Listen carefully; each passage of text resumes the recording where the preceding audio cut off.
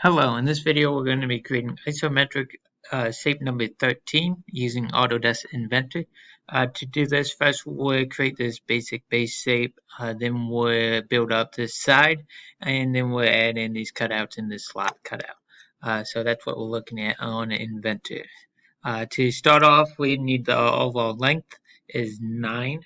The height of the small segment is going to be 2, and then we need to extrude back if you count a distance of 4. So that's how we'll start off this shape.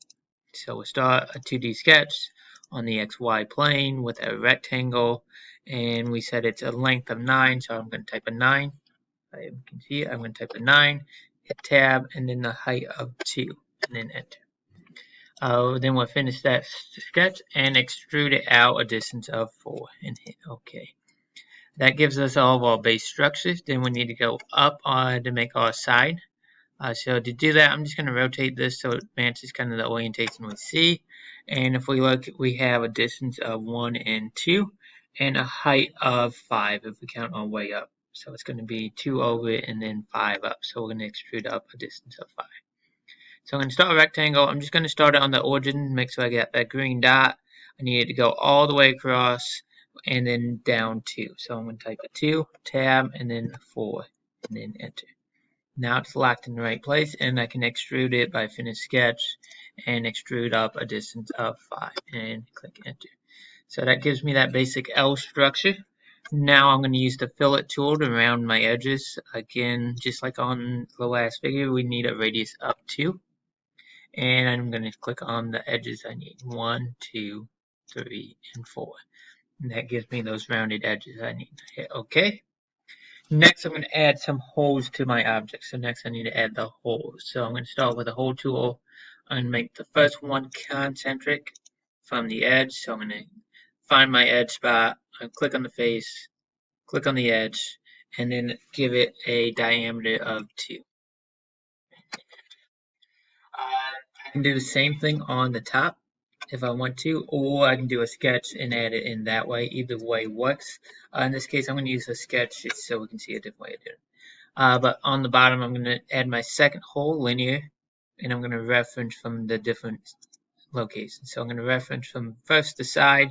I need it to be a distance of 2 from the side. Then I need reference from another location. So my second reference point is going to be the center of, if I turn my object, hopefully I can turn it easily, center of this circle I should be able to go from. Maybe I can, maybe I can't. If not, I'm just going to go from the edge next to it. So right now it's not letting me, so I'm just going to go 2 from this edge, hit enter.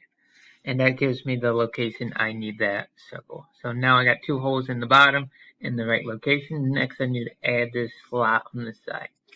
To do this, the way I'm going to do is I'm going to start sketch on that face. I'm just going to click on the right face so we can see it more clearly. And I'm going to start with a circle. So I'm just going to draw the circle. I need a diameter of 2. And hit enter. Right now it's not in the right location. I'm going to make it concentric to the edge using the concentric constraint.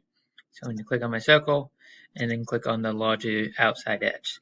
That puts it in the right location. Now I need to add some lines that are tangent to this location. So I'm going to start on the horizontal edge and draw up until I'm touching that outside face. And you can see it changes colors when I touch that outside edge. So I want to make sure I'm on that edge. And then I'm going to do the same thing on the other side. It's not quite in the exact location I need, but we'll fix that here in just a minute. So I'm draw it straight up. And I want to touch the outside edge. And then I'm going to add some constraints to make sure it's in the right location. So I need it to be a vertical line. I need it to be vertical, and then I need it to also be tangent to my circle. So first I'm going to use vertical constraint and make the 2 lines vertical. This one's already been constrained, so it's already going to be vertical. And then I'm also going to use tangent constraint.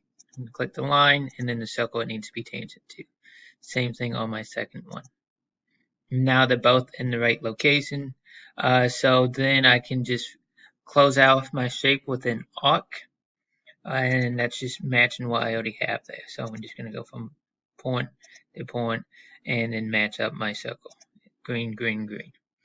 And then I can trim. I don't need to, but to make the shape easy to work with, I'm going to trim off the interior portion of my circle. Once I've done that, I can finish my sketch and then do an extrude cut. So I want to cut it, so I'm going to change it to a cut. I could just change it to all 5. It's going to give me a distance that's through everything, so I can hit OK. And it should match up our figure for item ISO number 13. So that gives us ISO 13 on Autodesk Inventor. Hopefully this helps in your creation. Good luck with ISO 13.